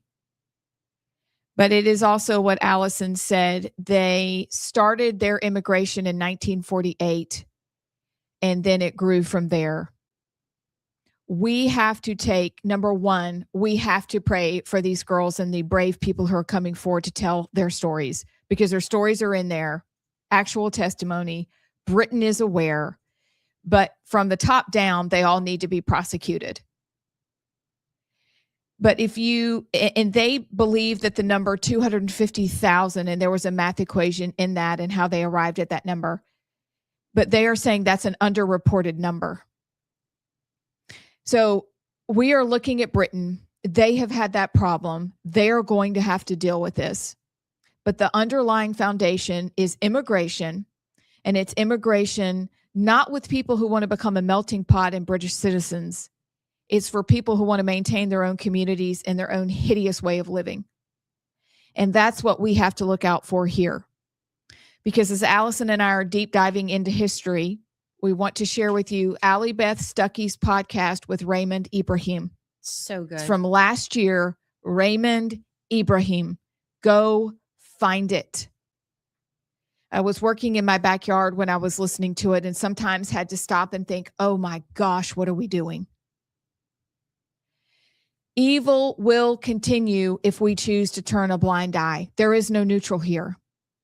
If you just go off of the books and the beliefs, because these girls, as I was reading part of the rape gang report, were called kafirs, which were basically the infidels' dirty dogs. Muslim men believe that they have the right to abuse women. They believe this. They believe that infidels can be their sex slaves or whatever they want them to be. This is in their own book. We've done our homework. We're continuing to do our homework. This is their belief. What are we doing befriending a religion that from the time it began until now conquers and destroys and it subjugates and it abuses?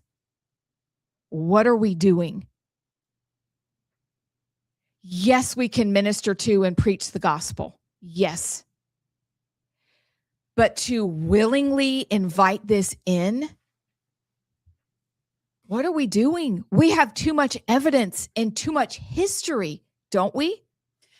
Yes. And I want, as you're talking, I'm thinking about, and that's such a good podcast. He grew up a Coptic Christian and in a Muslim country. And so he knows the religion, he knows the culture. The best thing that came out of that, the best way that I can think of to explain why some people go, yeah, but they're not all like that. We have neighbors, we have Muslim neighbors that are awesome. They are so nice. They don't believe, they don't, that's not their version of Islam. The analogy he uses is like somebody, especially in the South, everybody kind of calls themselves a Christian. You go to church on Easter and Christmas and you call yourself a Christian. You don't really live. You don't follow Jesus every day, but you call yourself a Christian. That is what he says. He says those Muslims that aren't the extremists, they aren't really following wholly what the Islam religion says you should be. They are the Christians that go to church on Easter and Christmas. But if you follow the books, you have to end up here. You have to end up in that extreme end, in that extreme ideology, in that extreme lifestyle. They just are choosing not to be there. So don't let them fool you and say there are different versions of Islam. There aren't. It's just some aren't there. But what we see with this and what's happening in Britain, that is the real Islam. That is the real Muslim religion. Funny enough, as I say Muslim, Charlie in the video, it actually, and he talks about this. He says Muslim in Arabic is actually a slur. It's a derogatory term. So every time we say Muslim, kind of funny, it's like calling them. So I can't remember what it means. Technically, Charlie was right. It's Muslim. It is Muslim. Muslim. And it means surrendered. But I don't know what we're doing. I don't know why we're playing with this fire, because can you imagine, like, we can read this, girls as young as 5 or 6. That's my niece. That's almost my granddaughter. Your niece. That's your granddaughter. That's your sister. And when the families went for help, the police turned on the families. The police turned on the fathers. The police turned on the girls, and they sided with the Muslim men. Evil, wicked men. Well, and what they're saying too, what all of Europe, but mainly the UK and the government is saying is that mean words are worse than that. That mean social media posts, saying mean things that aren't very politically correct, that's way, way, way, way, way worse than raping and torturing little girls. And because you'll get arrested for right, you will get thrown in jail for saying mean things about immigrants in the UK.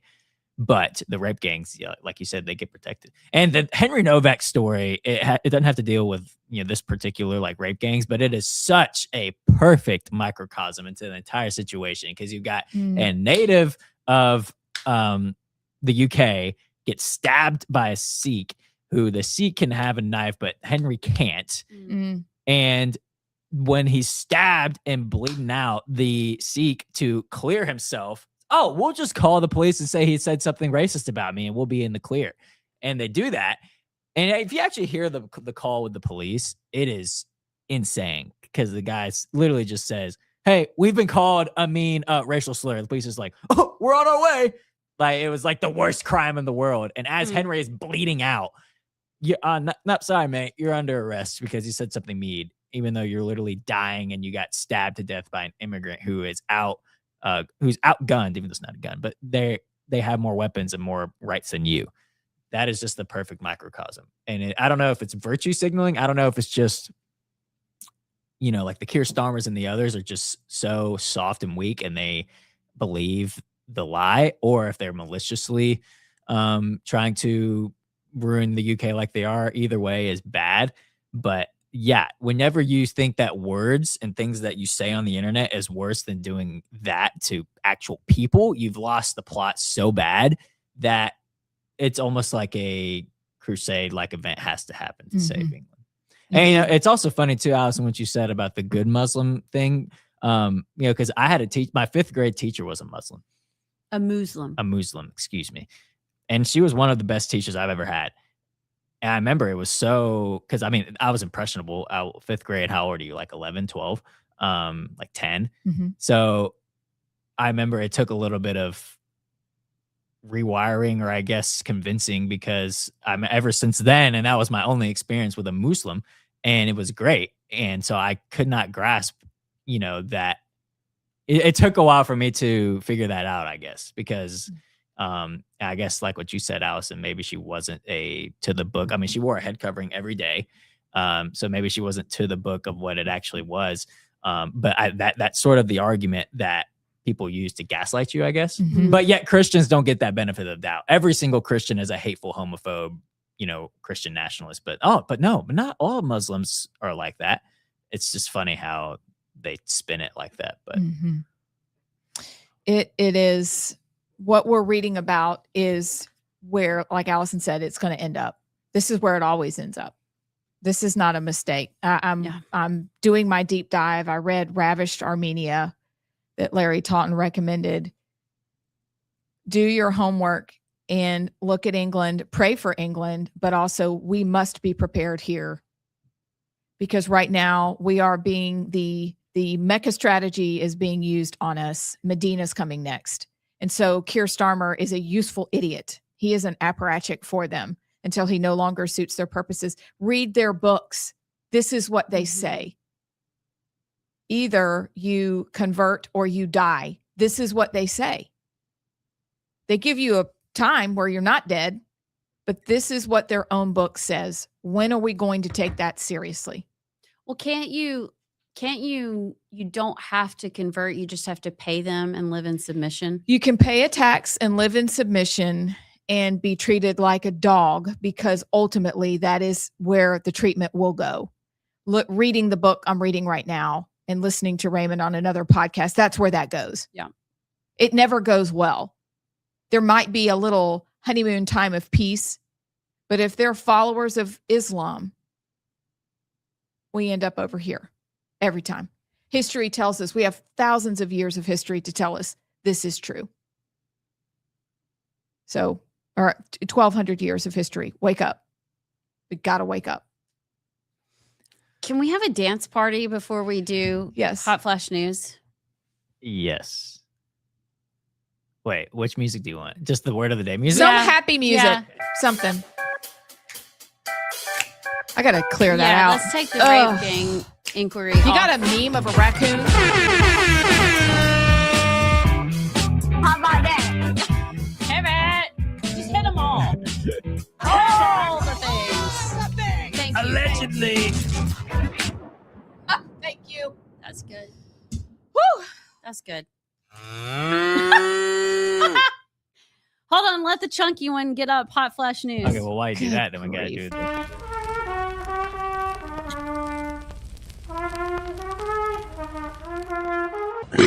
Excuse me. Little gossip to start off. I love gossip. Y'all, Jelly Roll and his wife are splitting up. Oh, that's awful. Is that a cow? No, that was me. And they're saying that he's a faker. Have you read that? That like What? his faith is he's really it's just a front. He's really not a nice person. He really Yeah. what? Whenever, I don't know. I got that vibe when I saw him at Rock the South. Really? Yes, because I thought he was just a almost there Christian because his way of preaching the gospel was very squishy of I smoked weed in my tour van all day today, and I think God just wants us to do what we want to do. And he said that he believes there's going to be a bar in heaven, and that his version of God is a very accepting, loving, and that if Jesus was on earth, he'd be riding a Harley with all the those guys. So that's his Christianity. It's very soft and squishy. But I saw that like, oh, okay, he's new to Christianity. He'll get there. But yeah, he's not. I believe. Yeah, I believe that. She was a sex worker when he met her. Is that prostitute? Yeah. Okay. It's just a nice way of saying.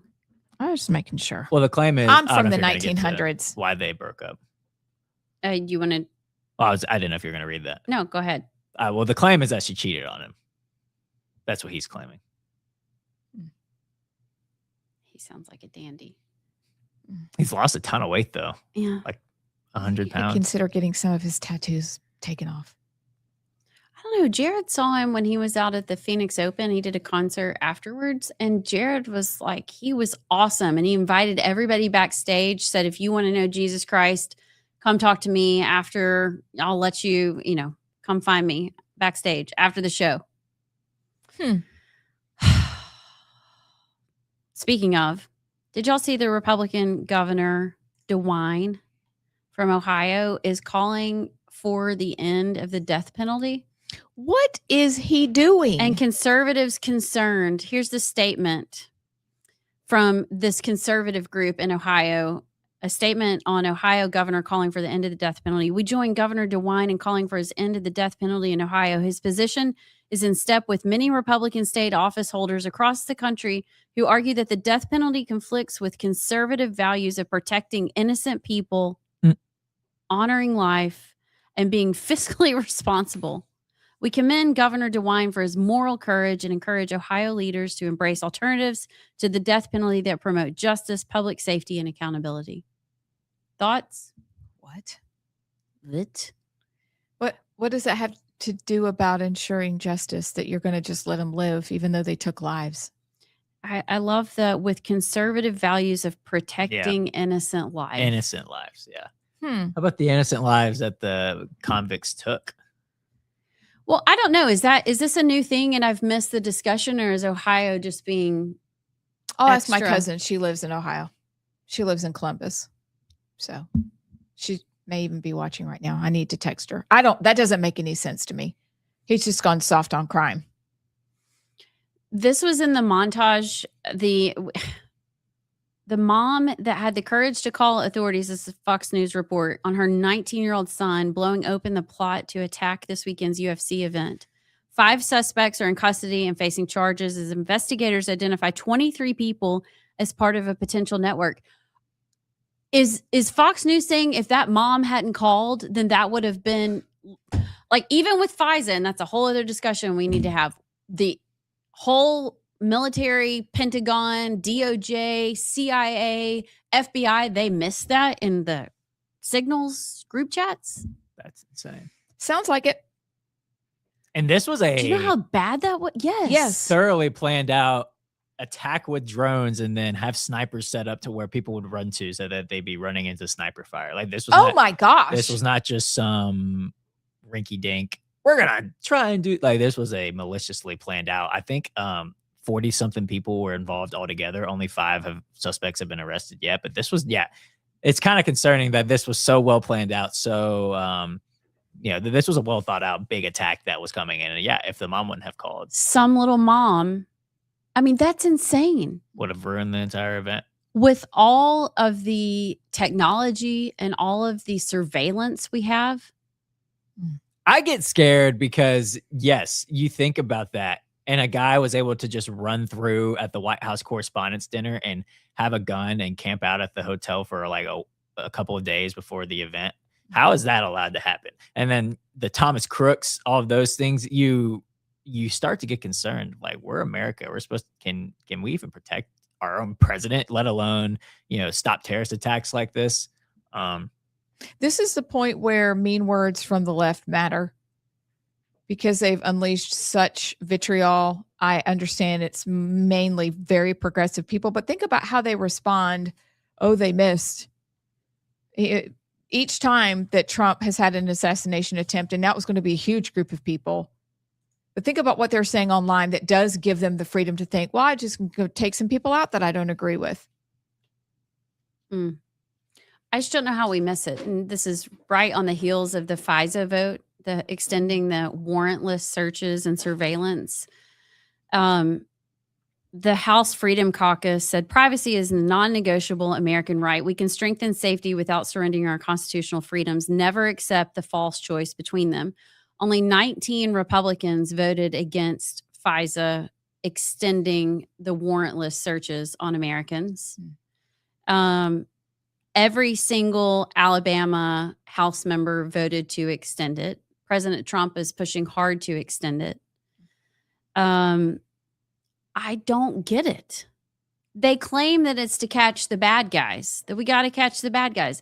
Well, you've got it now and you didn't catch the bad guys. Mm-hmm. So what are you going to use it for? That's right. Surveilling the good guys. Surveilling the good guys. The who is it? Tina Peters? Did she get out? She was supposed to get out. Did she get out? I think she finally got out. But Jay Sixer that spent forever. Yep, she got out June 1st, 2026. Yeah. Meanwhile, everybody else, Epstein files, COVID, everybody else runs free. Good grief. Considering the win by Barry Moore last night, this scuttlebutt that happened yesterday. Oh, what? So did y'all see 1819 News, Joey Clark put out, I guess it was from a transcript, an article about his interviews. He had Barry and Jared on maybe last week. 2 weeks ago, I think, back to back. And he asked them each about how they would work with Katie Britt. How, because they've got to work together. Apparently,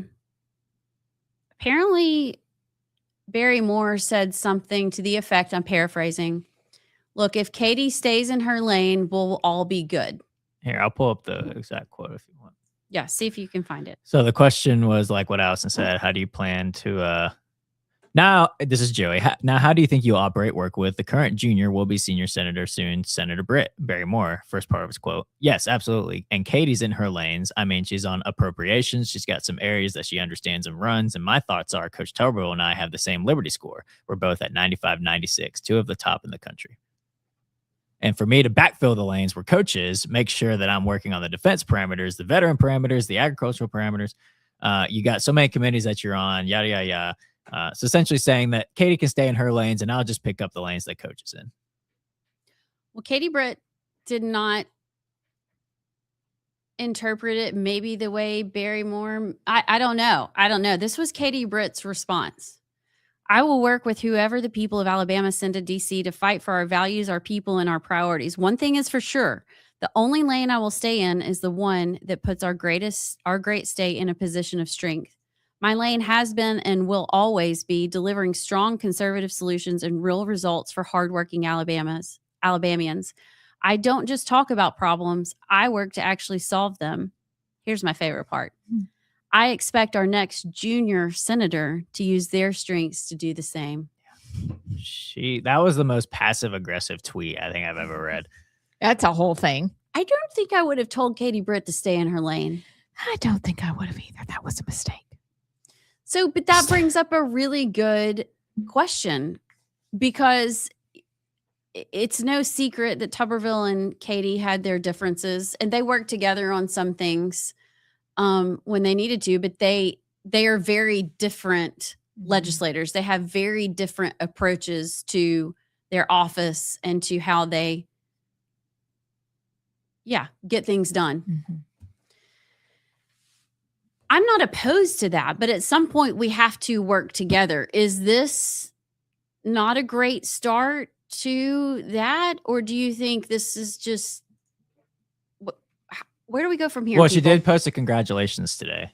She did? Yeah. She just said, congratulations to Alabama's next Senator Barry Moore. I'm looking forward to working as a team in the Senate to fight for Alabama's conservative values and deliver real results for hardworking families. Maybe it was her way of saying, hey, buddy, I was here first. So, and now that that's been established, we're going to be okay. But I read that and went, did y'all do that? Well, it's funny. Yeah. At first I read the tweet and I was like, okay. But you didn't think much about it? Y'all were freaking out and I was like, what's the big deal? But I didn't read the article she retweeted first. And then when I read the full article, I go, oh. Yeah. She didn't name names, but she names the names. Stay in your lane. Yeah.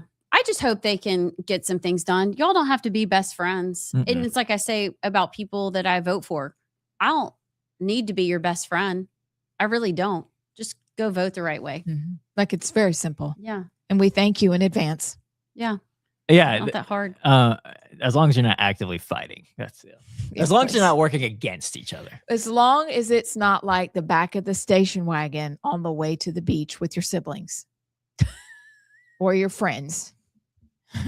Not touching you. Just Girls, don't do I that. will Actually, turn this car around. This is Washington, D.C. I'm not touching you. I'm not touching. I will pull over. Don't make me pull this car over. This car. I'm gonna do this. Do you remember those days with all your people in the back of the gosh. car going, and you're like, Yes. everybody, forced family fun. My dad was the king of looking in the rearview mirror and doing the. Mainly our kids behaved, but that's because maybe we let them watch videos everywhere we went. No, my kids did Like not. Knight Rider. I still want to go back to the Galleria. Not my best moment.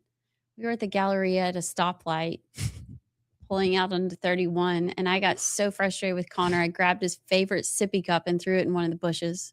That's so sad. And I'm like, the plastic never dies. No, I bet it's still there. We should probably go see if it's there. Probably You want to go get in the 20 years later. Allison, I bet it's still there. Let's go see. I know which bush it was. Well, then let's go. I bet it's still jammed Listen, down in there. I am amazed It's every day that embarrassing. God lets me live. And I think back to some things that at least we can talk about them now, but they're the singular moments. That wasn't the whole of your parenting, but wow. Washington, D.C. does feel like the back of the station wagon or the SUV or whatever car it is that you have. But you're stuck there Mm. in it. Yeah. No matter how hard the punches land. Would you rather shoot spaghetti out of your fingers or sneeze meatballs? Spaghetti. I don't want to sneeze meatballs. I'm sneezing That meatballs. Uh, hurts. People would die if Allison sneezed meatballs. It'd be like cannonballs shooting out of a cannon. See, spaghettis would be like, you're like Spider-Man. No, that would be awesome. You'd If see you her- angled it right, you could Kind of like how people out. Yeah. she tried to kill me with the cork last night. That'd be like how every sneeze would be with Allison. You're like, right. You would see it coming and be like, get out, get out. What are you gonna do? Are you gonna sneeze or No, give me the spaghetti because whenever somebody would make me mad, I could just. Yeah. Oh, I'd love to fling them with spaghetti. and Or then- if I'm hungry, just. and then You could have meatballs. That's way better for you than sketty. Speaking of which, I have spaghetti and meatball leftovers for lunch today. Is that what you have? Sounds so delicious. Wow. Mm. Okay, y'all. It was fun. We'll be here tomorrow. Yeah. Right? Yeah, we will. Why wouldn't we? Well, no, I won't be here Friday. But you'll be here tomorrow. So we're gonna But I'll be here pack tomorrow. a lot of fun tomorrow. Yeah. What is tomorrow? Thursday. Thursday. The plunge. Thursday. Yeah. And we got Freaky Friday. Church on Saturday. Yep.